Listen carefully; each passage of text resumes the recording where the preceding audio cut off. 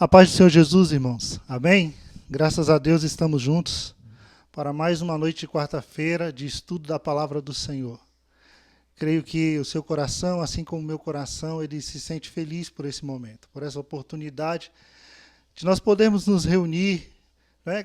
Ainda que cada um em sua casa, mas juntos compartilharmos a palavra do Senhor, aprendemos um pouco mais com o Senhor Jesus.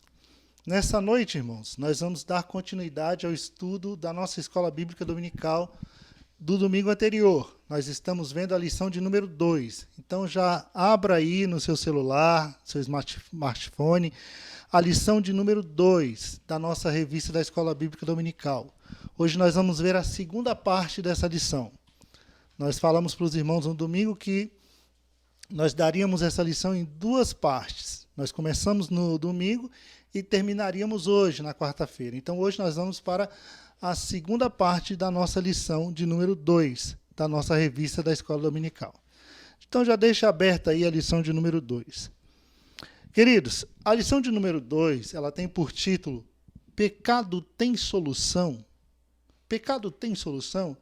E nós dissemos para os irmãos que pecado tem solução, que a solução para o pecado é exatamente a graça de Deus manifestada através de Jesus Cristo. Mas nós também dissemos que para que haja uma compreensão maior do que a graça de fato representa para a nossa vida, para que nós possamos ter a dimensão do que essa graça significa para nós, é necessário que a gente saiba que o pecado é um fato. Que o pecado existe e, além de saber que o pecado existe, nós conheçamos as consequências do pecado. Porque, como está escrito na lição, né, somente quando entendemos o poder somente vamos entender o poder do remédio quando nós tivermos luz completa sobre a doença. Só vamos dar valor ao remédio quando nós soubermos o mal que aquela doença pode causar. E em relação ao pecado e à graça, é a mesma coisa. Quanto mais nós entendemos sobre o pecado e sobre aquilo que o pecado pode causar em nossas vidas, mais nós vamos valorizar a graça de Deus. A graça de Deus. E nós vimos, irmãos, na lição passada, que muitas pessoas, elas vivem como se o pecado não existisse. Para essas pessoas, é como se o pecado não existisse. Pecado não existe, pecado é coisa que o homem inventou, está na cabeça das pessoas. Outros não negam o pecado, mas entendem o pecado de uma forma totalmente distorcida daquilo que a palavra de Deus diz que é pecado. Outros até buscam minimizar o efeito do pecado. Porém, nós vimos aquilo que Jesus pensa sobre o pecado, o que a Bíblia diz sobre o pecado. E nós vimos exatamente o posicionamento de Cristo em relação ao pecado e em relação às consequências do pecado. E diante do posicionamento de Jesus, nós vimos que ele nunca negou a existência do pecado. Muito pelo contrário, Jesus sempre apontou o pecado. Jesus sempre tratou o pecado como ele deveria ser tratado, é pecado. E Jesus também nunca se posicionou negando as consequências do pecado. Jesus sempre apontou o pecado como aquilo que pode levar o homem à condenação eterna, à morte eterna, ao inferno. Então nós vimos que o pecado é tão real e o inferno também é tão real quanto qualquer outra coisa que nós possamos ver e tocar. E o pecado ele tem como consequência a morte, a separação eterna de Deus. Nós vimos também na lição passada que o pecado ele é algo universal. Quando Adão pecou, sendo ele o representante da raça humana, sendo ele representante de toda esta raça, trouxe consequências a toda esta raça humana. Quando Adão pecou, a natureza pecaminosa passou a todos os homens. Todos pecaram, diz o texto de Romanos capítulo 5, que nós lemos no domingo passado. Em Adão todos foram feitos pecadores, daí a necessidade de surgir uma nova raça, com o segundo Adão, que é Jesus Cristo. Porque todos pecaram. O pecado atingiu a humanidade por completo. Davi ele chegou a dizer que nasceu na iniquidade. Em iniquidade ele foi formado. Deus, lá no Gênesis, faz a declaração de que todos os pensamentos e intenções do coração do homem são maus, desde o momento em que ele nasce.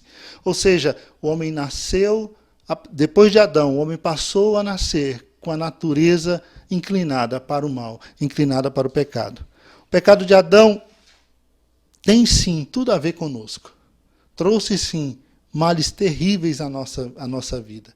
Trouxe a nossa natureza, a natureza inclinada para o pecado, para aquilo que desagrada a Deus. Hoje, irmãos, nós vamos ver o ponto 2.4, que está na página 12. Então, vá para a página 12 da revista da Escola Bíblica Dominical. Abra aí a página 12. Hoje nós vamos ver o ponto 2.4 e o ponto 2.5. O ponto 2.4 fala das consequências do pecado. E o 2.5 fala do perdão dos pecados. Então nós vamos ver hoje esses dois pontos da revista da Escola Bíblica Dominical. E assim a gente encerra essa lição. Ponto 2.4, então, na página 12, consequências do pecado. Consequências do pecado. Queridos, quando pensamos em pecado, nós pensamos em algo que é muito sério. Pecado não é brincadeira. Nós vimos que Jesus ele nunca tratou o pecado como fosse algo simples, algo que não tinha nada a ver, algo que não tinha problema. Jesus sempre tratou o pecado como se fosse algo muito sério. O pecado não é algo despretensioso, o pecado é algo que realmente condena o homem e pode levar o homem para o inferno. E aqui no 2.4, na nossa lição, na página 12, nós temos uma lista com algumas consequências que o pecado gera na vida do ser humano. A primeira consequência que você tem aí na página 12, na letra A, é que o pecado ele afeta o nosso destino. Já parou para pensar nisso? O pecado ele afeta diretamente o destino da humanidade. O texto áureo dessa lição, que está lá na capa da sua revista, da lição de número 2, é o texto de João 3,16, o texto mais conhecido da Bíblia. E ele diz: Deus amou o mundo de tal maneira que deu seu Filho unigênito, para que todo aquele que nele crê não pereça. Não pereça. Então Jesus está dizendo, olha, o pecado leva o homem a perecer. O pecado leva o homem à morte. O pecado afeta o destino do homem. O pecado conduz o homem à morte. Conduz o homem à separação eterna de Deus. O apóstolo Paulo, quando ele escreve aos Romanos, lá no capítulo 6, versículo 23, ele diz que o salário do pecado é a morte. O salário do pecado é a morte. Então o pecado ele afeta diretamente o destino das pessoas. Há um texto bem interessante na carta de Tiago, e eu queria que você lesse comigo, rapidamente. Tiago, capítulo 1. Sei que você está com sua Bíblia aí também, do lado do seu telefone. Então, abra sua Bíblia em Tiago, capítulo 1. Aqui, nós vamos ver um texto interessante que o apóstolo Tiago ele fala exatamente sobre o pecado e sobre as suas consequências. Tiago, capítulo 1, a partir do versículo 13. Diz assim a palavra do Senhor. Entretanto, ninguém ao ser tentado dirá, estou sendo tentado por Deus.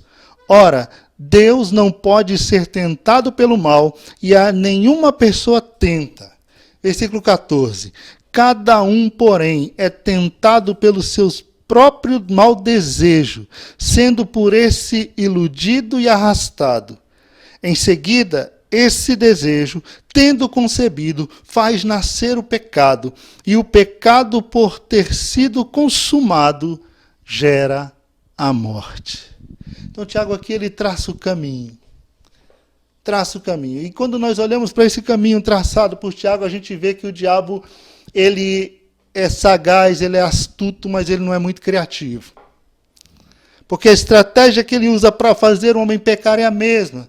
Você observou que o caminho traçado por Eva, por Adão, lá no Jardim do Éden, até chegar ao pecado e a consequente morte, foi exatamente esse mesmo caminho. Porque o pecado é assim, irmãos. Ele vem sorrateiramente. Ele parte do coração maligno do homem, inclinado para o mal. E o conduz à morte. E o conduz à separação eterna de Deus. Então o pecado ele atinge diretamente o nosso destino. Segunda consequência do pecado. O pecado afeta nossa espiritualidade. O pecado afeta diretamente nossa espiritualidade. Primeiro, nos afastando de Deus. O pecado separa o homem de Deus. Faz separação entre o homem e Deus. Você já leu Isaías capítulo 59, quando ele diz: a mão do Senhor não está encolhida para que possa salvar. Os ouvidos do Senhor não estão agravados para não poder ouvir. Mas ele diz: os vossos pecados fazem separação entre vós e Deus. Então os nossos pecados, irmãos, ele nos afasta, ele nos separa de Deus.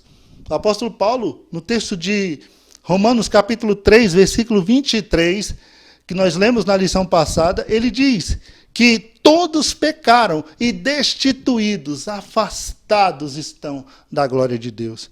Porque Deus é santo, meu irmão. Deus é santo. Deus é santo e ele não comunga, não participa de nada que envolva o pecado. O texto de Abacuque, capítulo 1, versículo 13, diz que Deus é aquele cujos olhos são tão puros que ele não pode ver o mal. São tão puros que ele não pode ver o mal. Abacuque 1,13. E assim, o pecado ele nos afasta, ele nos separa de Deus, ele rompe esse nosso relacionamento com Deus. Isso nos faz lembrar de Jesus Cristo. Você já pensou no sofrimento de Jesus ali no Getsemane? Já pensou na angústia que dominava o coração de Jesus no Getsemane? A Bíblia diz que Jesus foi tomado por uma angústia tão grande, tão profunda, por uma tristeza, que ele chegou a suar gotas de sangue. Jesus estava com medo da morte. Jesus sabia que ele veio para morrer pelos nossos pecados. Jesus não temia a morte. Ele mesmo ofereceu a sua vida. Ele disse: a minha vida ninguém vai tirá-la de mim, eu vou dar a minha vida. O que inquietava então o coração de Cristo naquele momento?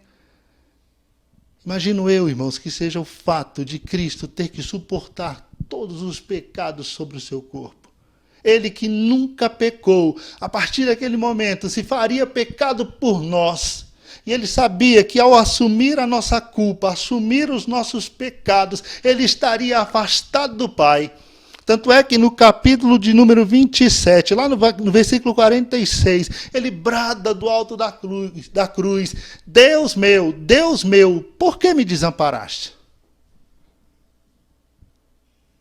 O pecado ele afasta o homem de Deus.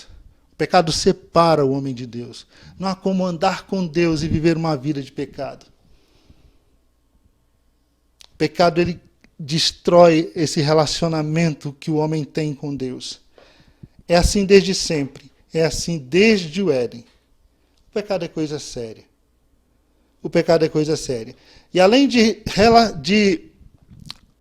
nos afastar de Deus, ele nos torna cego para com a palavra do Senhor. Ele nos faz inimigos de Cristo. Ele nos faz cego, nos faz não compreender a palavra, não entender a palavra de Deus, não ter a compreensão daquilo que Cristo nos ensina. O diabo ele se aproveita dessa situação do homem mergulhado em seus pecados para cegar o entendimento do homem e a compreensão do homem para as coisas espirituais. Há um texto no Evangelho de João, capítulo 8, bem interessante. Evangelho de João, capítulo 8, inclusive está aqui como referência na sua revista, versículo 42 a 45. Eu vou começar aqui no versículo 37. Versículo 37, Jesus diz assim, capítulo 8 do Evangelho de João, versículo 37. Eu sei que sois descendência de Abraão, entretanto procurais matar-me, porque a minha palavra não tem lugar dentro de vós. Veja que o coração daquelas pessoas era tão fechado. Jesus disse: a minha palavra, ela não tem lugar dentro do coração de vocês. Ela não encontra lugar aí no coração de vocês. Vocês estão com o coração fechado para receber a palavra de Deus, para receber a palavra do Senhor. E lá no versículo 42, Jesus continua dizendo, porque eles alegavam serem filhos de Deus. Eles até criticavam Jesus, achavam que Jesus era filho de prostituição, mas eles não, eles eram filhos de Abraão, eles tinham por pai Abraão. Jesus, no versículo 42, ele diz assim, replicou-lhe Jesus, se Deus fosse vosso pai, vós me amaríeis, porque eu procedo de Deus, e estou aqui. Eu não vim por mim mesmo, mas ele me enviou. 43, porque vós não podeis entender a minha linguagem. Porque vocês não podem entender aquilo que eu estou falando para vocês. é porque vós sois incapazes de ouvir a minha palavra. Vós sois incapazes de ouvir a minha palavra. O pecado faz isso com o ser humano. Afasta o homem de Deus. Tira do coração do homem todo o desejo por aquilo que diz respeito a Deus e a sua palavra. Quanto mais mergulhado no pecado, quanto mais envolvido no pecado, mais distante de Deus o homem vai estar. Então o pecado ele destrói a nossa espiritualidade. Espiritualidade. Terceiro lugar, o pecado afeta a nossa vontade. O pecado ele afeta diretamente a vontade do ser humano. E aqui eu queria que você continuasse com sua Bíblia aberta aí no capítulo 8 de João, porque tem um texto aqui do capítulo 8 do Evangelho de João, que eu quero que você leia comigo. É o versículo de número 34. Veja o que diz. Jesus explicou-lhes: em verdade vos asseguro, todo aquele que pratica o pecado é escravo do pecado. Todo aquele que pratica o pecado, Jesus disse, é escravo do pecado. E o pecado faz isso com o ser humano. O pecado tira do homem toda a sua vontade. O homem não tem vontade própria, ele é dominado pelo pecado. O pecado domina o seu coração.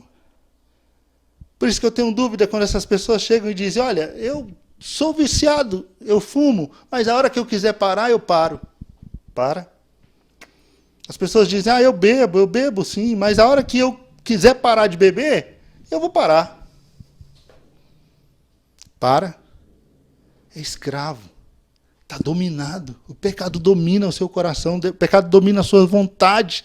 Ele não faz aquilo que ele quer. Lembra de Paulo no capítulo 7 de Romanos? Ele diz, miserável homem que sou, o que eu quero fazer eu não faço, o bem que eu quero fazer eu não faço, mas o mal que eu não quero fazer, este faço. Quem me livrará do corpo desta morte? Paulo estava falando exatamente desse poder dominador que o pecado exerce sobre a vida daquele que não tem Jesus. Aquele que não conhece a Cristo.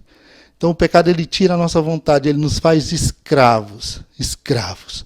Romanos no capítulo 6, o apóstolo Paulo ele fala mais um pouquinho sobre isso, eu quero ler com você rapidamente aqui. Romanos capítulo 6, versículos 12 de Romanos 6. Diz assim a palavra do Senhor. Portanto, Romanos 6, 12. Portanto, não permitais que o pecado domine vosso corpo mortal, forçando-vos a obedecerdes às suas vontades. Que o pecado faz isso, ele nos domina e ele nos faz obedecer à sua vontade. Agora vai lá para o versículo 16 do capítulo 12 de Romanos. Versículo 16.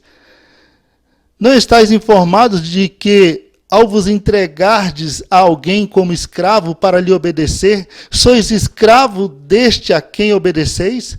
Seja do pecado para a morte, seja da obediência que leva à justiça. Paulo está dizendo, se você se apresenta ao pecado para fazer a vontade do pecado, você se torna escravo do pecado.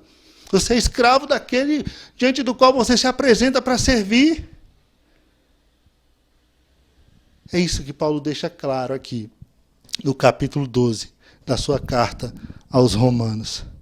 No versículo 17 ele diz assim, todavia a graça de Deus, porquanto embora havendo sido escravos do pecado, todavia graças a Deus, porquanto embora havendo sido escravo do pecado, obedeceste de coração à forma de ensino a que foste submetido. Vós fostes libertos do pecado e vos tornastes escravos da justiça. Então é Cristo quem nos liberta da escravidão do pecado. Porque o pecado ele rouba de nós a nossa vontade. Ele assume o nosso coração. Aqui na sua revista, na letra C, há o texto bíblico de João. E veja o que acontecia com aquele povo. O pecado dominou aquele povo de tal forma que eles optam pelas trevas em vez de abraçarem a luz trazida por Jesus Cristo. Jesus diz assim, a luz veio ao mundo e os homens amaram antes as trevas que a luz, porque suas obras eram más.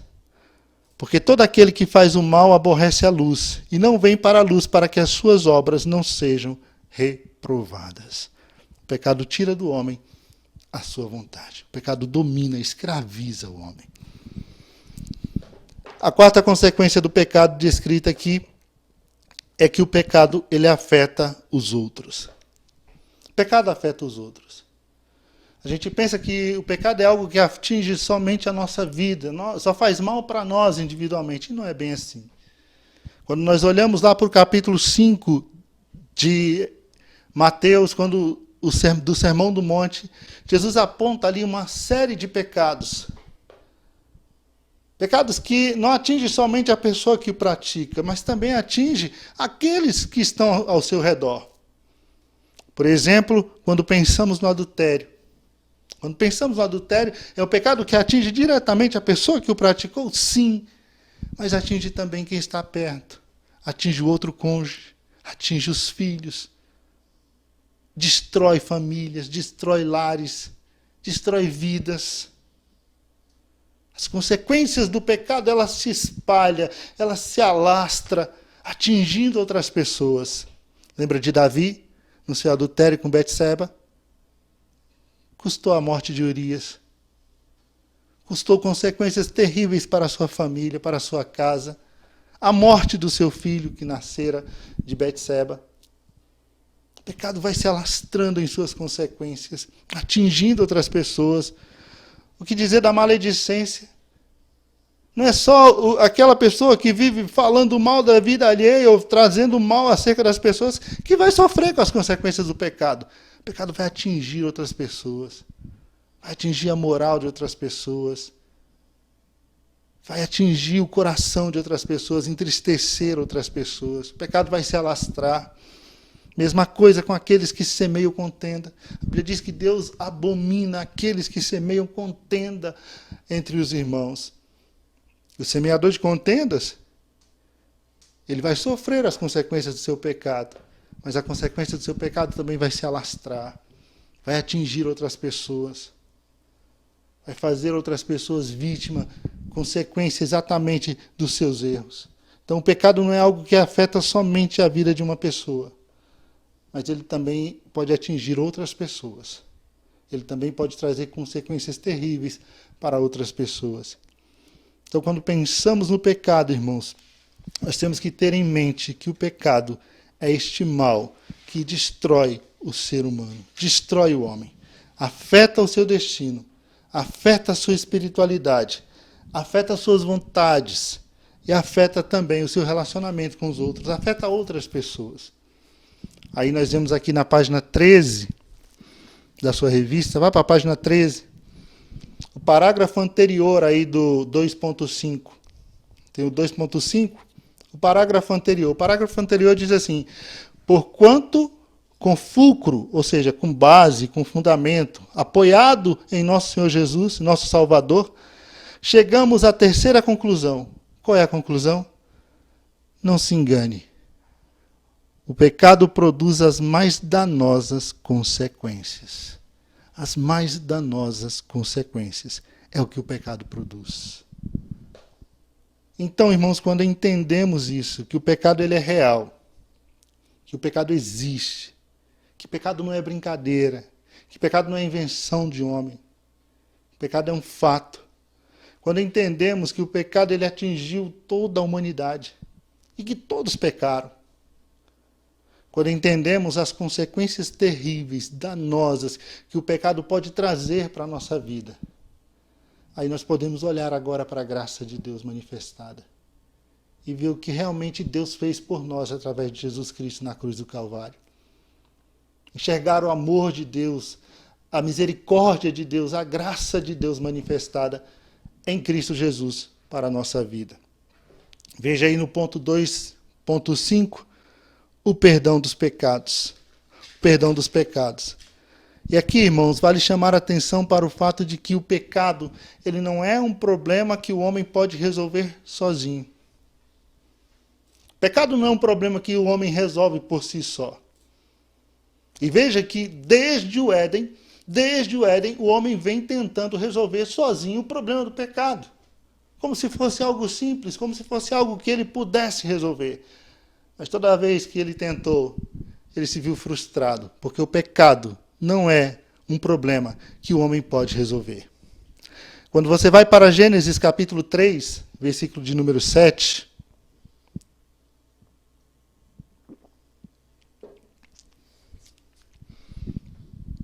Gênesis 3, capítulo 3, versículo 7, você vê que quando Adão e Eva pecaram, logo eles perceberam que estavam nus.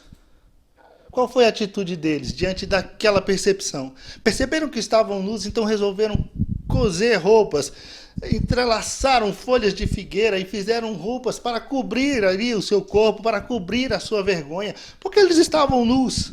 E quando eles achavam que tinham resolvido o problema da sua vergonha, Deus chega no jardim. E quando Deus chega no jardim, eles ainda estão com toda a vergonha do pecado sobre eles, e eles resolvem correr e se esconder. Aquelas folhas não resolveram em nada o problema deles. E eles ainda foram se esconder de Deus. Se esconderam porque tiveram medo, tiveram vergonha. E Deus, então, ali no versículo de número 21, providencia para eles vestes. Deus, então, vem, mata animais. E com a pele daqueles animais, Deus faz vestes. Jesus, né? Porque era Jesus que estava ali com Adão no jardim.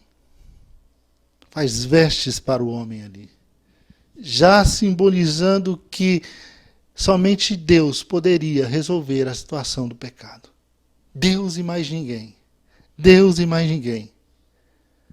E até hoje o homem vive assim. Até hoje o homem vive tentando resolver o problema do pecado. Ele acha que se ele for bom, se ele praticar boas obras, se ele der esmolas, se ele fizer isso e se fizer aquilo, Deus, que não é injusto, vai olhar para esses atos de bondade dele e vai ter misericórdia dele, vai fazer alguma coisa.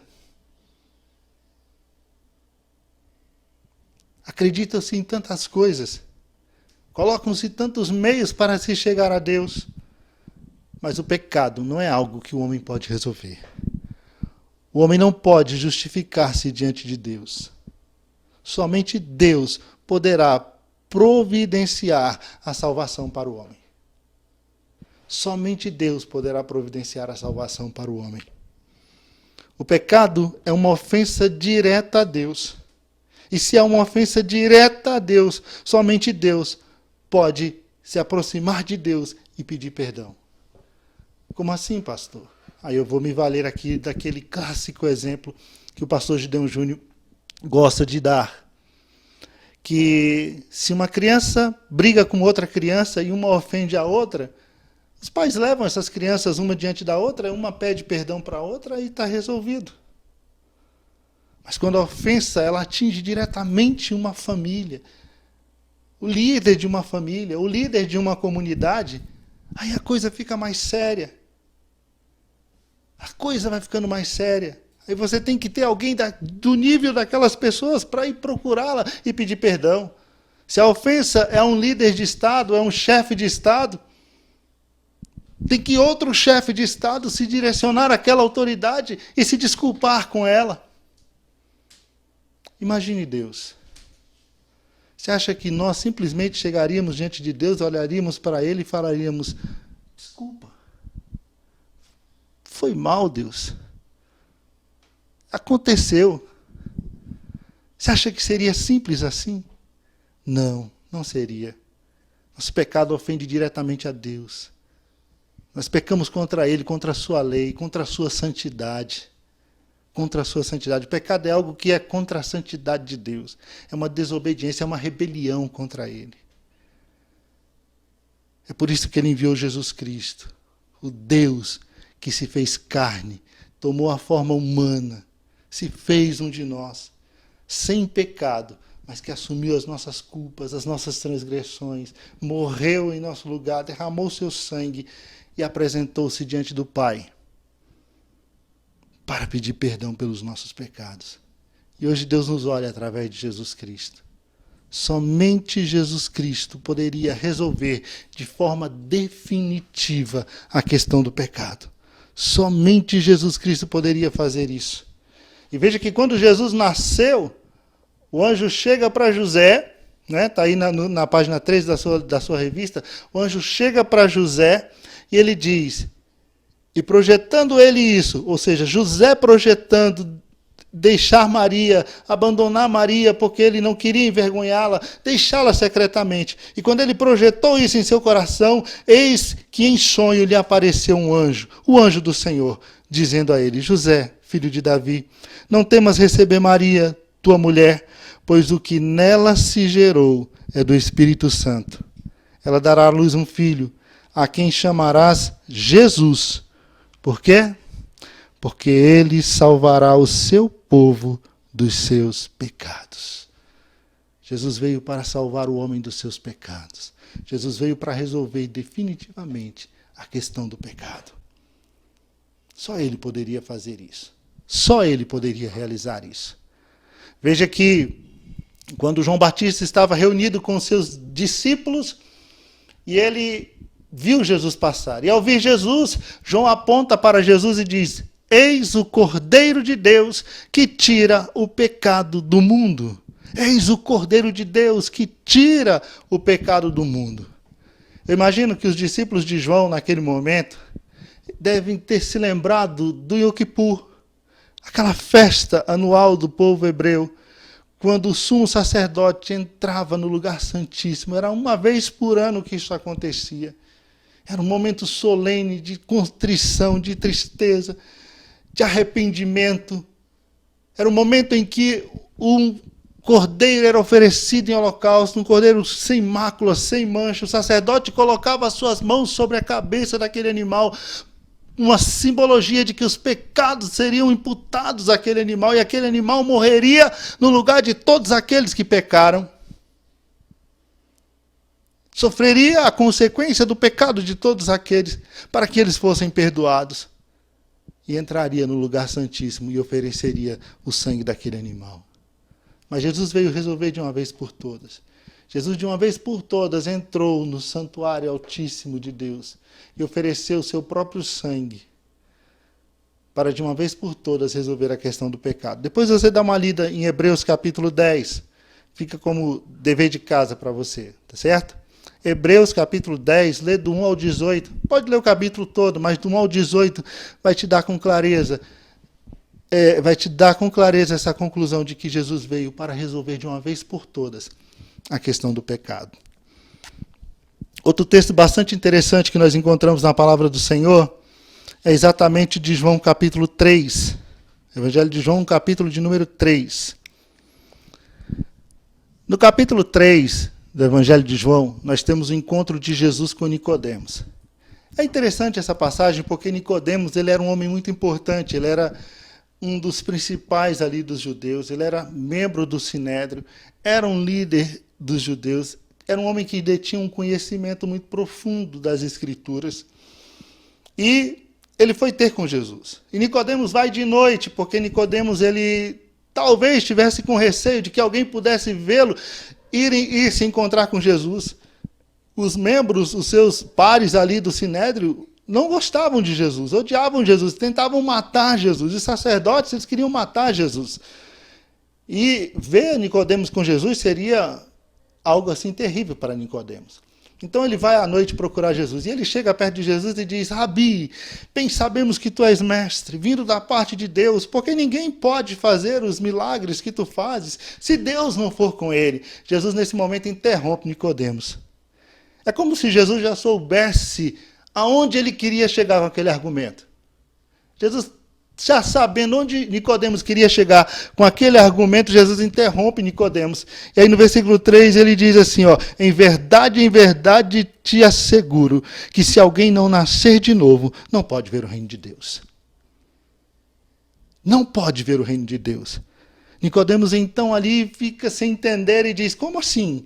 Como pode um homem já sendo velho tornar a nascer? Porventura vai entrar de novo no ventre de sua mãe e nascer outra vez? Jesus olha para Nicodemos e tenta esclarecer a situação para ele e diz: em verdade te asseguro que quem não nascer da água e do Espírito não pode ver o reino de Deus. Não pode entrar no reino de Deus. O que é nascido da carne é carne, o que é nascido do Espírito é Espírito. Então não fique surpreendido, não fique surpreso, não fique admirado de eu te dizer: necessário te é nascer de novo. Aí Jesus diz para Nicodemos: olha, Nicodemos, o vento, ele sopra para onde ele quer. Ninguém sabe de onde ele vem e nem para onde ele vai. Assim é todo aquele que é nascido do Espírito. Assim é todo aquele que é nascido do Espírito. Aí deu um nó na cabeça de Nicodemos. Aí quando Jesus achava que ele ia entender o que Jesus estava falando, aí foi que bagunçou tudo. Veja o versículo 9. Replicou-lhe Nicodemos: como pode acontecer isso? Imagina Nicodemos agora já está com a mão na cabeça, dizendo: como assim? Como é que pode isso ser? Como é que isso pode acontecer? Jesus disse: então vou te contar uma história que você conhece. Vou te falar de algo que você conhece. Vou te dar um exemplo que você conhece. Jesus começa a descrever para Nicodemos algo que aconteceu com o povo hebreu, que está escrito lá no livro de Números. Números capítulo de número 21. Números capítulo 21. Em Números capítulo 21, nós encontramos uma história interessante do povo hebreu. O povo de Israel, ele tinha saído ali do deserto de Cádiz, estava caminhando na sua peregrinação pelo deserto. Era 40 anos, iam peregrinar, né, pelo deserto durante 40 anos. Tinham desobedecido a Deus. E eles teriam que passar pelas terras de Edom, pelas terras dos edomitas. E Moisés mandou um recado para o rei de Edom, dizendo: olha, permita que passemos por suas terras. Está lá no capítulo 20, essa história. Permita que nós passemos por sua terra, para que nós possamos atravessar. Nós não vamos beber água, nós não vamos comer do seu alimento, nós não vamos passar por dentro da sua lavoura, nós vamos pela estrada, a estrada real, a estrada principal, que é batida de terra, nós vamos passar por ela. Vamos passar direto. E se algum animal nosso beber da sua água, a gente paga o preço que você quiser por ela, mas deixa que a gente passe por aqui. Nós vamos cortar caminho pelas terras. Sabe o que disse o rei de Edom? Não. Aqui não. Moisés insistiu, ele levantou com suas tropas e veio atrás do povo de Israel. Só que o povo de Israel entendeu que ele não queria que passasse por ali, então deram a volta. A caminhada ficou um pouquinho mais longa. E nessa caminhada mais longa, eles enfrentaram problemas. Capítulo 21 começa dizendo que eles foram atacados pelo rei de Arad, que ficava ali nas regiões do Negueb. E esse rei levou alguns dos hebreus prisioneiros. E quando esse rei levou prisioneiro, o povo de Israel vai orar, vai buscar a Deus e faz um voto diante de Deus e diz que se Deus os fizesse vencer, eles dariam todos os despojos a Deus como anátema. Ofereciam ao Senhor. E Deus ouviu a oração do povo e entregou o rei de Arad nas mãos do povo hebreu. E o povo hebreu venceu. Só que agora eles têm que continuar a caminhada. Eles não podem entrar em Edom. Eles vão andar mais, vão fazer um percurso mais longo. E o povo ficou cansado. E o povo já estava exausto. E o povo começou a reclamar. Começou a murmurar. Começou a reclamar de Moisés. Começou a reclamar de Deus. Veja aí no versículo de número 5 do capítulo 21, o que esse povo dizia. Ele diz: por que nos fizeste subir do Egito para morrermos neste deserto? Porque não há nem pão, nem água. Estamos enfastiados desse alimento maldito. Em outras traduções diz esse alimento vil, desse pão vil. Então eles já não estavam suportando mais e começaram a reclamar, começaram a murmurar contra Deus. Deus que estava cuidando deles, alimentando eles, dando água para eles, protegendo eles no meio daquele deserto. Ainda assim aquele povo reclamava e murmurava. Sabe o que Deus fez?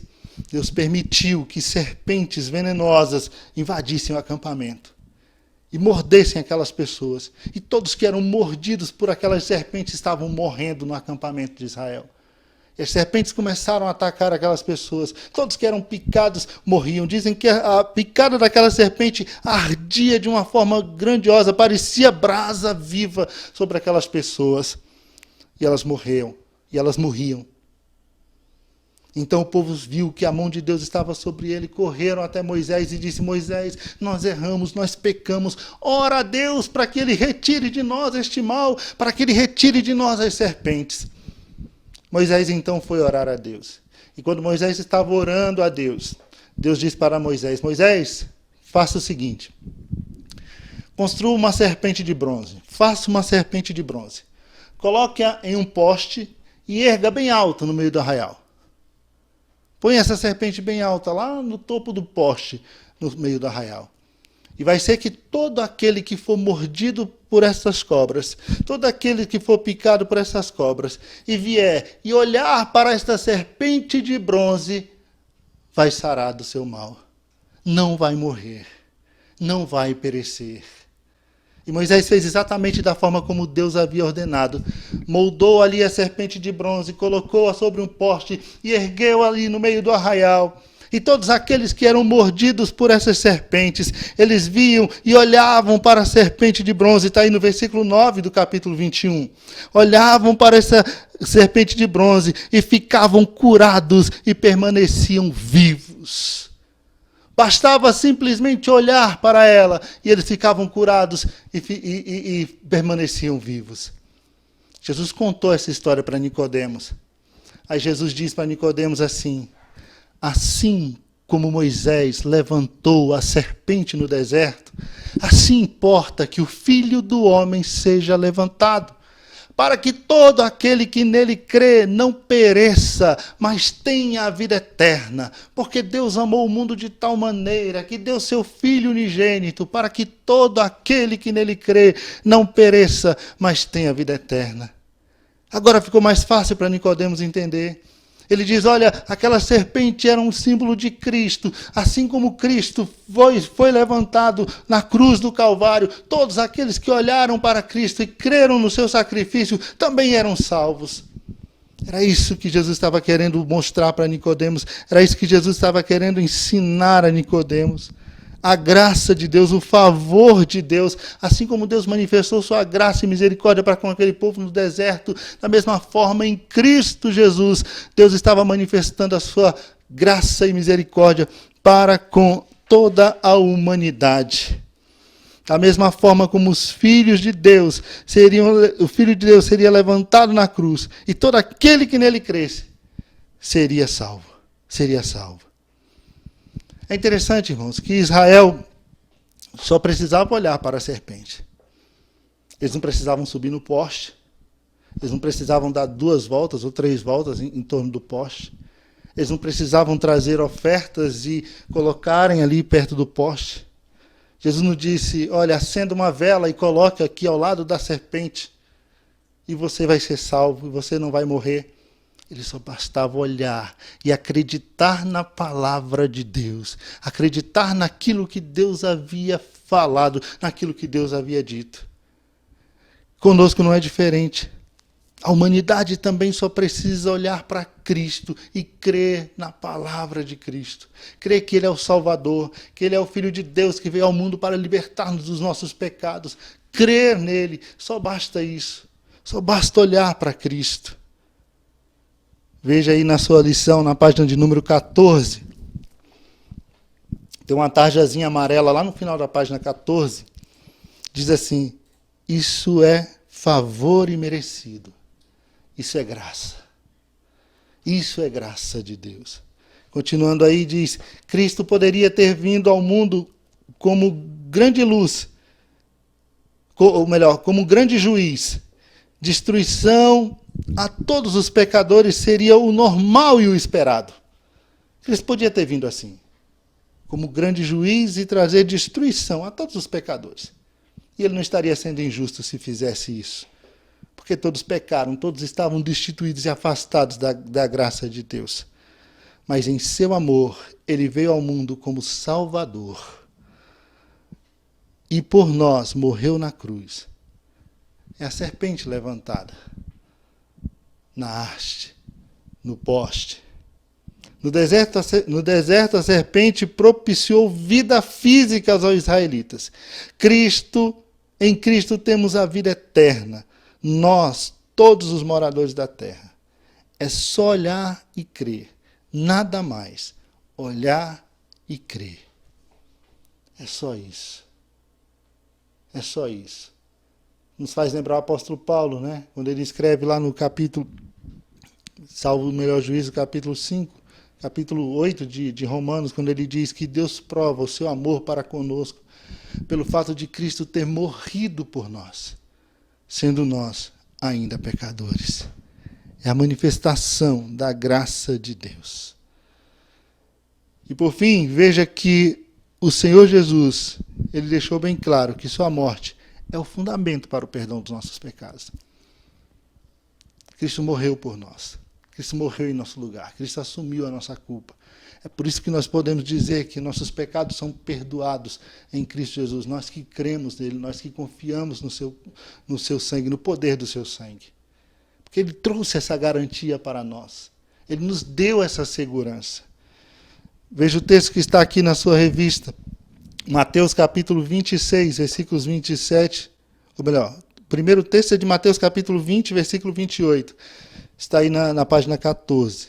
Diz assim: o Filho do Homem não veio para ser servido, mas para servir e para dar a sua vida em resgate de muitos. Ele veio para servir. Ele veio para entregar a sua vida, para morrer em nosso lugar. E continua, o texto agora é de Mateus 26, 27 e 28, quando Jesus estava reunido com seus discípulos para o momento da ceia, para aquele momento de comunhão. Jesus olha para os seus discípulos e ele toma o cálice e ele diz, rendendo graças ao Senhor: bebei dele todos, pois isso é o meu sangue, o sangue do pacto, do novo pacto, que é derramado por muitos para a remissão dos pecados. Este sangue é derramado para a remissão dos pecados. Você entende isso? Que a garantia que Deus nos dá é esta, de que Cristo deu sua vida. O sangue, ele simboliza exatamente isso, a vida. E foi a sua vida que Cristo entregou pelos nossos pecados. Morrendo ali na cruz, sofrendo ali na cruz, ele morreu para nos garantir vida eterna, para nos garantir salvação. Que Cristo é esse, irmãos? Que amor tão grande revelado a nós. Que graça gloriosa manifestada a nós. Éramos pecadores. Quando lemos Efésios capítulo 2, Paulo diz que estávamos vendidos ao pecado, caminhando segundo o curso deste mundo, fazendo a vontade do diabo, fazendo a vontade das trevas. Éramos por natureza destinados à ira de Deus. Mas Cristo veio e assumiu a nossa culpa e morreu em nosso lugar. Morreu em nosso lugar. Aquele que não pecou, aquele que não conheceu o pecado, se fez pecado por nós. Somente ele poderia fazer isso. Quem de nós poderíamos fazer isso? Que homem poderia fazer isso? Se o melhor de nós, que foi Adão, tropeçou e caiu, quem poderia fazer isso? Somente Jesus poderia. Somente ele poderia. Por fim, vamos à conclusão que está aí na página 15 da sua revista. Leia comigo a conclusão. Vamos ler juntos a conclusão desta lição. Diz assim, começa com um texto de Paulo, quando ele escreveu sua primeira carta a Timóteo, capítulo 1, versículo 15 a 17. Esse texto é muito lindo, irmãos. Presta atenção. Acompanhe aí a leitura. Fiel é esta palavra e digna de toda aceitação, que Cristo Jesus veio ao mundo para salvar os pecadores. Cristo Jesus veio ao mundo para salvar os pecadores. E Paulo diz, dos quais eu sou o principal. Mas por isso alcancei misericórdia, para que em mim, o principal, Cristo Jesus, mostrasse toda a sua longanimidade, a fim de que eu servisse de exemplo aos que haviam de crer nele para a vida eterna. Ora, ao Rei dos séculos, imortal, invisível, ao único Deus, seja honra, glória para todo sempre. Amém. Jesus veio para salvar o homem dos seus pecados. Ele veio para libertar o homem dos seus pecados. O homem que estava escravizado, dominado pelo pecado. O homem que já não fazia mais as suas mesmas vontades, mas fazia somente a vontade do pecado. Agora, quando encontra Cristo, Cristo rompe essas cadeias. Cristo quebra essas algemas. E agora o homem é livre para servir a Deus. É livre para não pecar. É livre para escolher não pecar. É isso que Paulo diz em Romanos, capítulo de número 6. Agora o pecado não domina mais em nós, agora o pecado não reina mais em nosso corpo mortal. Os membros do nosso corpo agora não são mais oferecidos como instrumento de iniquidade. Agora nós podemos sim, porque Cristo quebrou essas cadeias, olhar para o pecado e dizer: eu não quero, eu não posso, eu não vou, eu não faço, eu não sirvo mais a você. Porque nós agora servimos a Cristo. Nós agora servimos ao Senhor. Nós estamos debaixo do jugo da graça de Deus. E esse jugo é suave, esse fardo é leve. Esse jugo é suave e esse fardo é leve.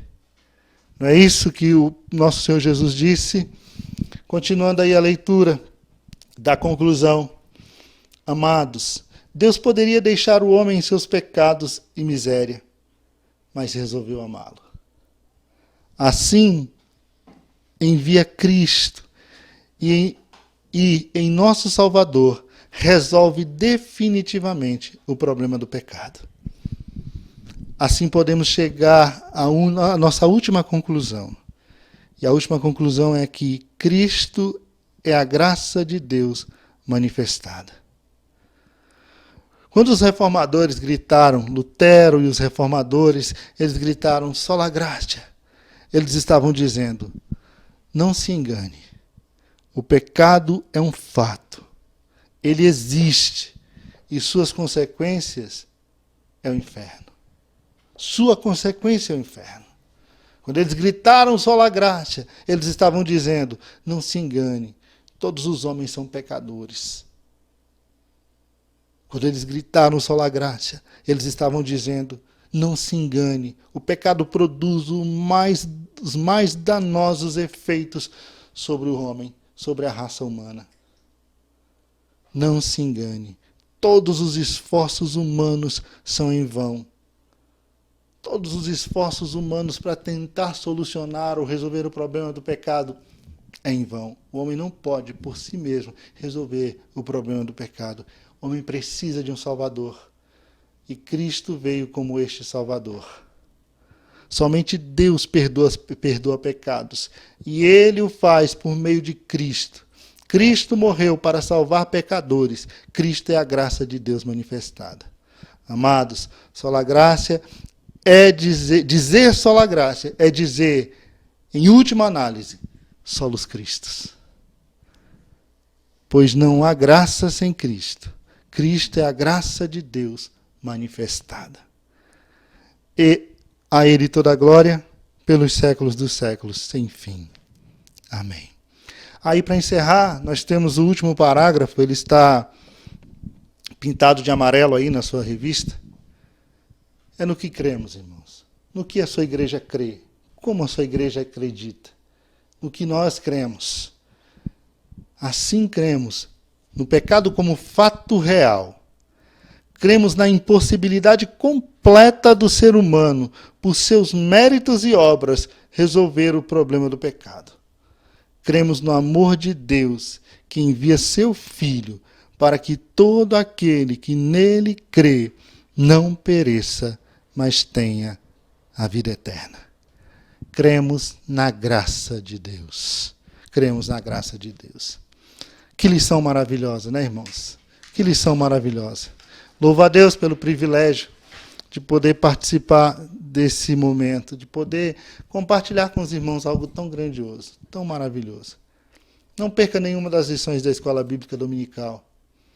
Se você está acompanhando a partir de agora, está bem no início ainda, acompanhe. Se você sabe de alguém que precisa ouvir essas coisas, manda um zap para ele, fala: olha, a Escola Dominical está uma bênção. Vem acompanhar conosco. Há muito que aprender, há muito que crescer espiritualmente. Que lição maravilhosa, que lição gloriosa. Vamos orar agradecendo a Deus pela sua palavra. Pai querido e santo, Deus de amor e bondade, muito obrigado, Senhor. Muito obrigado pela tua palavra, viva, eficaz, poderosa, Senhor. Muito obrigado porque tu te revelastes a nós em tua palavra. Obrigado, Senhor, porque o Senhor nos trouxe a compreensão de que o pecado é real, de que o pecado existe, Senhor, que o pecado não é brincadeira, Senhor. Agora entendemos, Senhor, que o pecado ele destrói, ele mata, ele afasta as pessoas de Ti. As consequências do pecado, elas são terríveis. O pecado atingiu toda a humanidade, Senhor, e trouxe males terríveis sobre a humanidade. Consequências terríveis sobre nós. Mas graças a Deus por Jesus Cristo. Graças te damos por Jesus Cristo. Graças te damos por Jesus, o nosso Salvador, pelo sacrifício vicário na cruz, pelo sangue derramado no Calvário, pelo teu Espírito que nos convence do pecado, da justiça, do juízo e que nos faz chegar mais perto de ti. Te louvamos nessa noite, Deus, e te agradecemos em nome de Jesus. Amém. Amém. Creio eu na Bíblia, o livro do Senhor, pois de Jesus Cristo mostra o doce amor. Todos meus pecados apagados estão, paz e gozo tenho em meu coração. O Departamento da Escola Bíblica Dominical da IEPBC lançou no início deste ano a revista Nisto Cremos, que trata sobre a Igreja e os fundamentos doutrinários. Chegamos a mais um novo semestre e daremos continuidade a esse tema. Agora vamos estudar a revista Nisto Cremos, volume 2. Assim como a primeira, o comentarista é o nosso pastor Gideon Júnior e a consultora doutrinária e teológica é a nossa pastora presidente, Loide Ramos. Não perca os próximos estudos. Tivemos a alegria de vermos 11 doutrinas de forma virtual e Deus nos abençoou de uma maneira especial. Mas se você perdeu algum estudo, não se preocupe, pois no nosso canal do YouTube IEPBC Brasil, você pode assistir a essas lições. Então não se esqueça, todos os domingos às 9 horas da manhã, no nosso canal do YouTube e na nossa página do Facebook, temos um encontro marcado para juntos aprendermos a Palavra de Deus. Igreja Evangélica Pentecostal do Brasil para Cristo. Compromisso com Deus e a sua palavra. Em Cristo achará